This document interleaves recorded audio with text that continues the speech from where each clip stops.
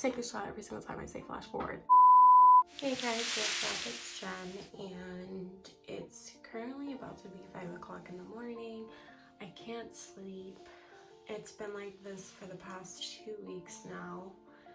Nathaniel and I got laid off our jobs, and I can't sleep. So he's playing Fortnite, and I'm going to do a little story time. Look at my sideburns, looking like they're about to fly away. So I just did my hair, whatever, because I was thinking about just filming a video on the time I got Baker acted. I don't want to call it Baker acted, considering I was admitted in the hospital, the psychiatric hospital, but I feel like it's the same definition regardless. But anyway, I forgot my intro. So before I get started, please give this video a huge thumbs up. Also hit the subscribe button and hit the bell notification so you guys can get notified every single time we post a new video. Alrighty, so now that that's out of the way, I don't even know where to start. Well, first things first, it all started when I was a freshman, and I was a freshman in high school, and we lived in Florida my middle school years. So I went to one middle school my 6th through 8th grade year, and then once freshman year hit, then I turned into such a rebellious child. And okay, so when the school year first started, I was good. My grades were decent and everything was good. My parents and I, we were living in an RV my 9th grade year, and everything was all fine and dandy. And then I started high school, and I was the type of child that would do anything to fit in, even though, I mean, I wouldn't say I was trying to fit in. I would honestly say I was just easily influenced. Like if I saw somebody smoking, I would smoke with them just to be cool. I really hung out with the wrong crowd. I had one best friend, but we would barely hang out. Now that I'm saying that we barely hung out, I look back and see that she stopped hanging out with me because she knew that I was hanging out with the wrong crowd, and I guess she could say she was a goody two-shoes. But anyway, so I literally went to freshman year of high school from August to November, and then in November I figured that I was gonna go to the woods and leave school campus, and I was skipping lunch, and I went to the woods to go smoke. And one of the deans, I think that's what they're called in all schools, like the deans, like the head honchos of behavior problems or if you get suspended. So one of the deans, they came on a golf cart because they heard from the gym teacher that there was 2 people heading to the woods, or what they call the orange groves. So we got caught, but they didn't, I don't think they saw us smoking, but their main concern was that we left campus. So they suspended me, and after skipping classes and getting bad grades, my dad was like, this is enough, we're moving to South Carolina. And that was my last straw. Like, they literally couldn't put up with me no more. And so in my head, being the troubled teen that I was like, okay, well, since you guys wanna take me away from my friends, I'm just gonna get progressively worse. So we moved to South Carolina during Thanksgiving break, and it was crazy.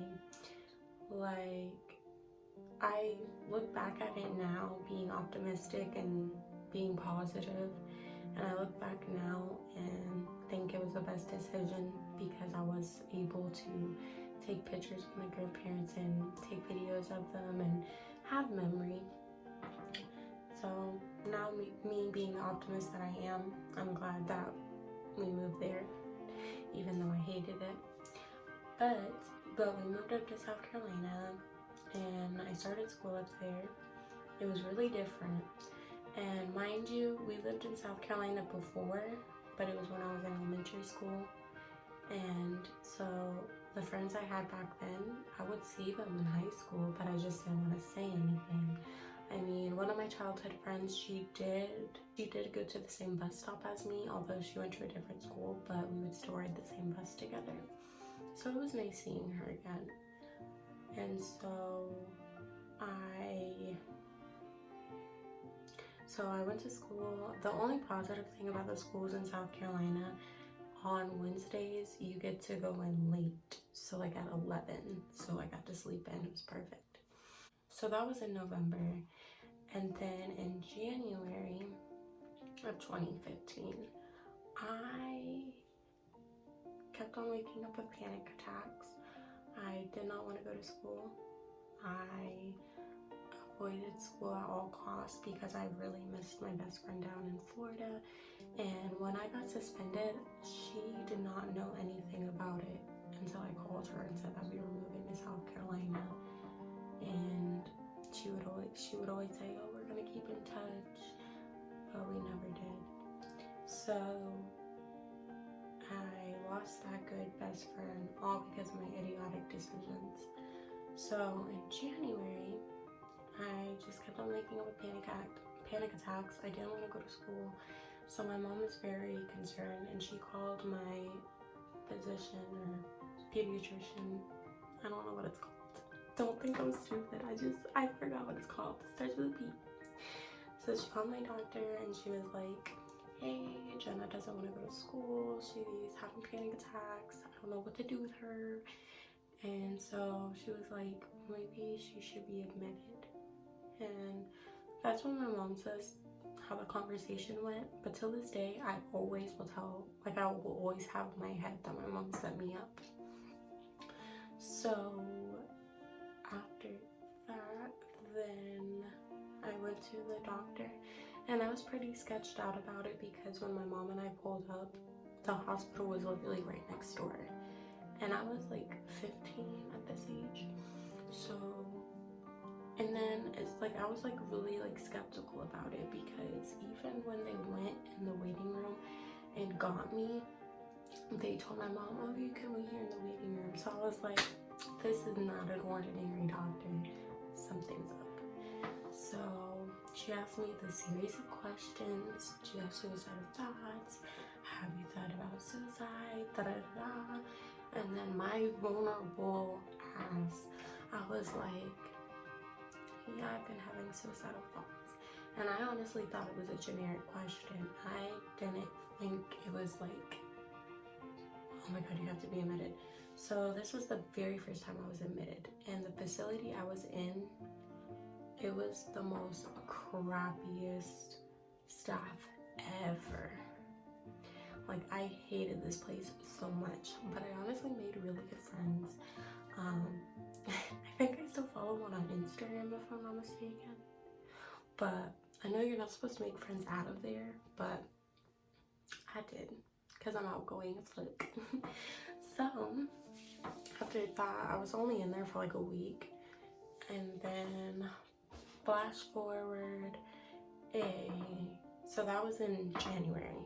So flash forward to May, I started going to school and stuff, and then May came around, and I was friends with these two girls that would always switch up on me, but I was so lonely to where I was like, I don't even care if they switch up on me. As long as I'm not walking by myself, I'm totally fine. So I did not go to school Monday through Thursday. Friday, I decided to go back to school. And these two girls I was friends with, they decided to team up on me.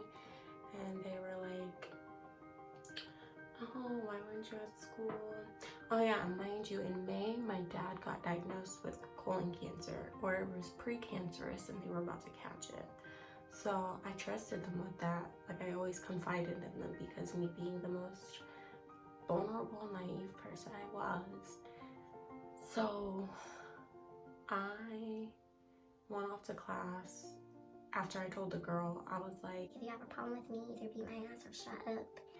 So after that, then I walked up to class and it was math. Math was my first class. And as I'm in class, my iPod kept going off because I was connected to the school's Wi-Fi. And it was them in a group chat on Kick. Comment down below if you know what Kick is. And they were blowing up my messages saying, I want to fight you, da da da. So I went off to my next class and it was study hall. And I got everybody hype. I was like, yo, I'm about to beat this puta's ass. Da da da da. And then after that, we met in the commas. Like, the commas was an area where like the library was right here, the cafeteria is right here, they had vending machines in the bathroom. And so the girl wanted to fight me in the bathroom. I was like, no, we're gonna fight in front of everybody. So she was like, that's why your dad's in the hospital due to colon cancer. Like, I hope he dies. She said all this disrespectful shit. So, and keep in mind, this was my first fight. So I finally had enough and I was like, fight me. She was like, no, I want to wait until so-and-so gets here. I was like, you're not gonna jump me? I was like, fight me. And so she never fought me. And then these girls were like, Jenna, just fight her. And so I slammed this puta against the vending machine and we fought. It was crazy, but we fought. And then obviously the principal jumped in between us, and then since I was the one that threw the first punch, I was the aggressor. So I got the charges pressed against me for school disturbation, if that's how you pronounce it, I don't know. And so after that, I got expelled.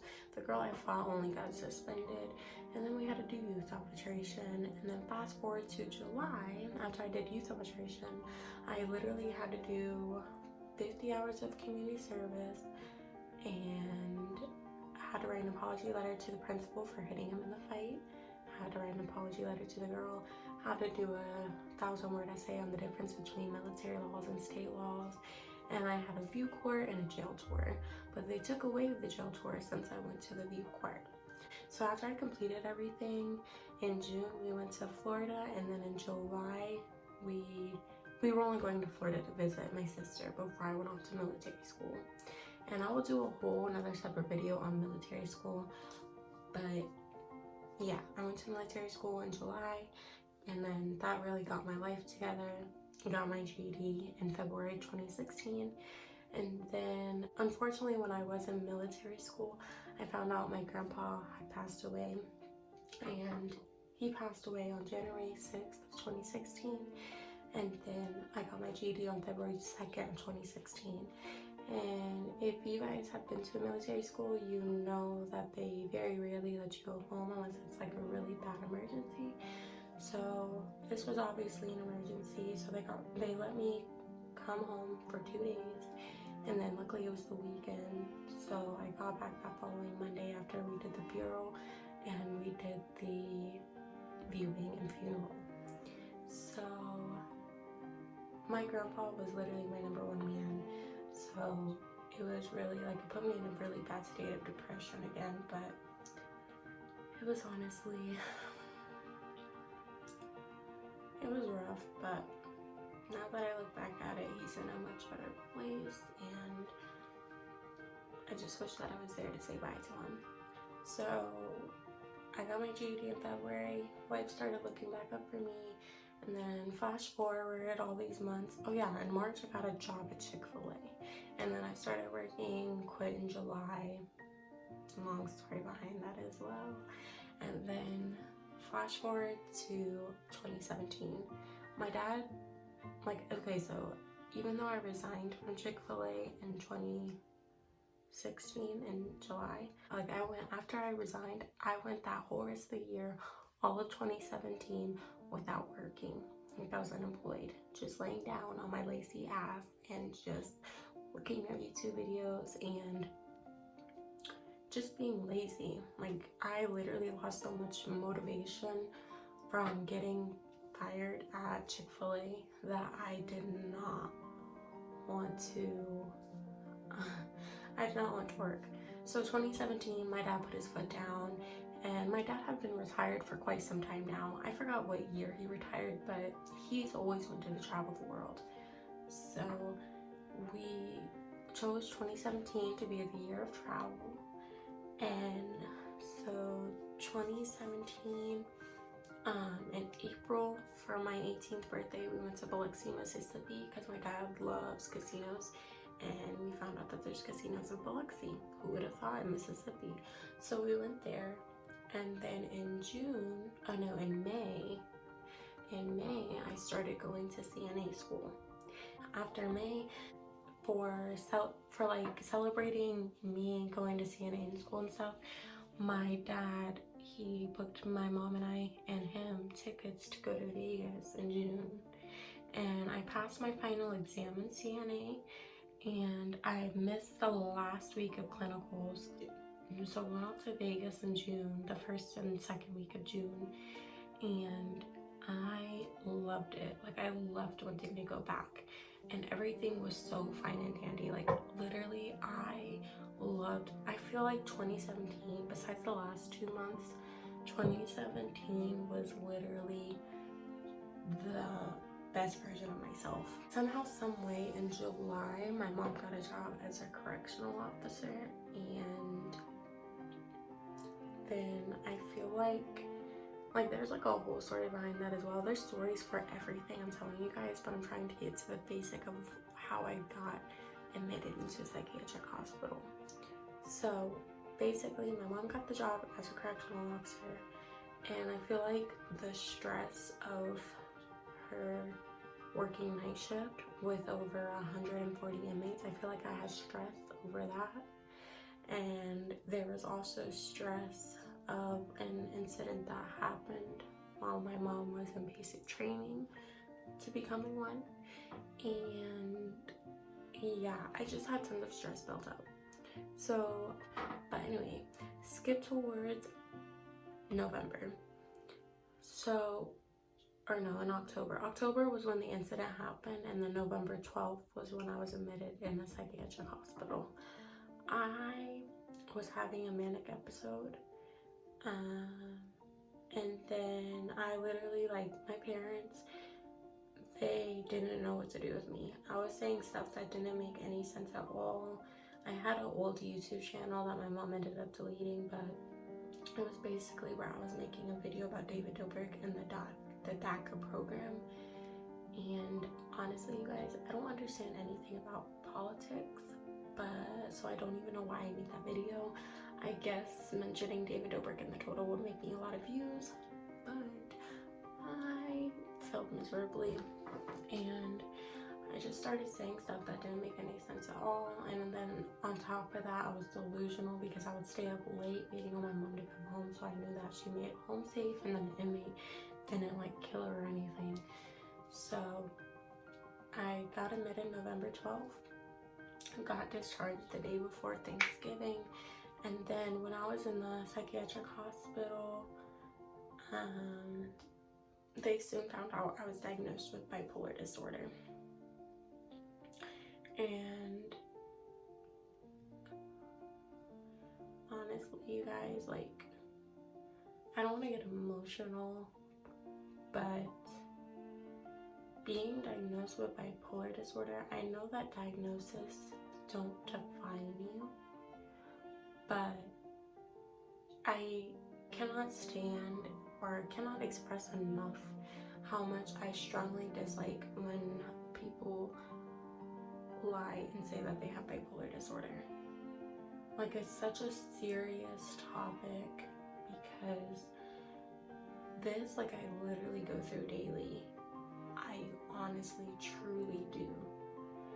And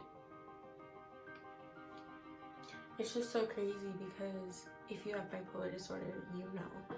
But one day I'll be feeling so high, so good, like on cloud 9, like cloud 9,000. I'll be so, like, all these hormones are just releasing, and I'll be the happiest person on earth. And then the next day, or maybe like even the next hour, I'll be so depressed. Like, like I'll be talking to my fiance and I'll just start crying out of nowhere. And sometimes I don't even know why I'm crying, it just happens. And so after I got discharged, Thanksgiving family event happened at my house. All my sisters came down. It was awesome. And after that, then I promised that if I were to get hospitalized again, then I would have to face a probate judge. And then I also had to sign a piece of paper that I solemnly swear that I would go to an outpatient program for behavioral health. And so after that, then literally not even 2 weeks later, or a week later, on December 6th, when I was going to the outpatient program, I went over there and showed an ass of myself, and they were like, Jenna, we feel like the treatment here isn't working, so we're gonna have to get you admitted again. And I was like, what the absolute? So I was in the back of a police car for the very first time, and I legit felt like a criminal. I felt like I was insane, and that was by far the worst experience ever. And then as soon as I got admitted, I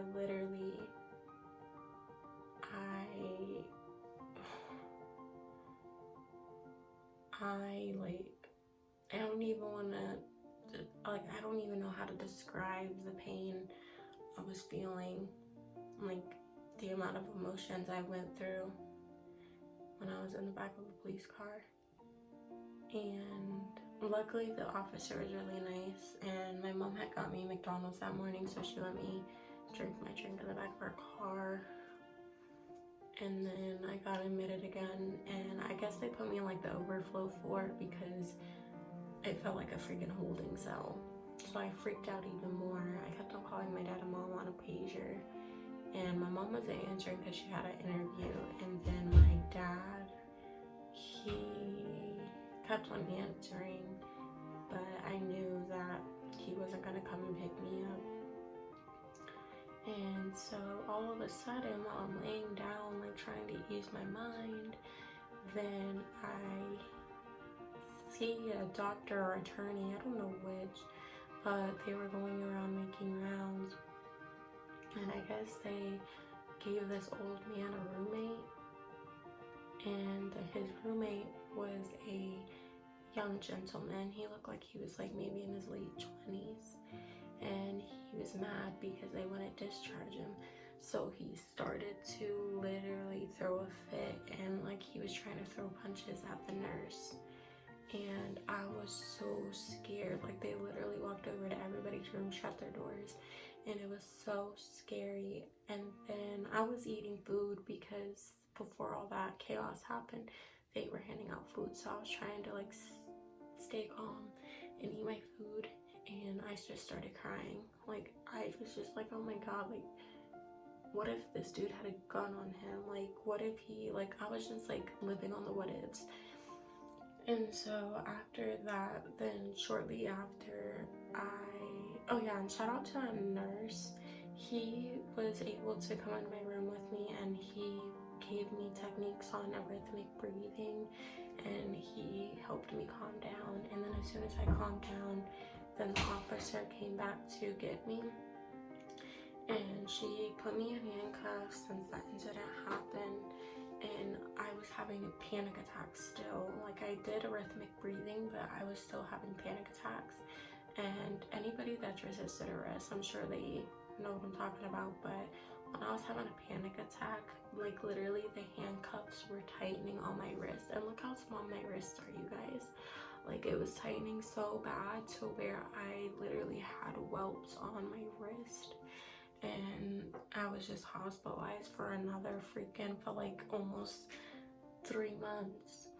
And then I got admitted December 6th. I didn't get out and discharged until December 27th.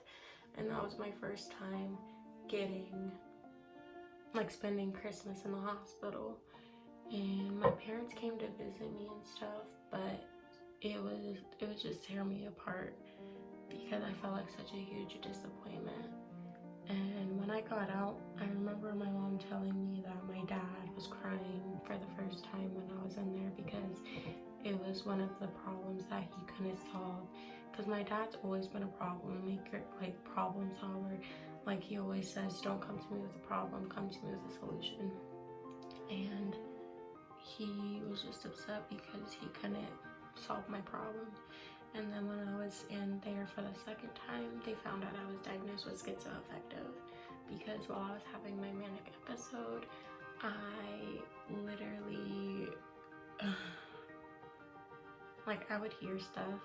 Like I remember being in the shower and I would think my dad was hitting my mom or like hitting on the wall, but that was not happening. And here I am screaming, stop, stop.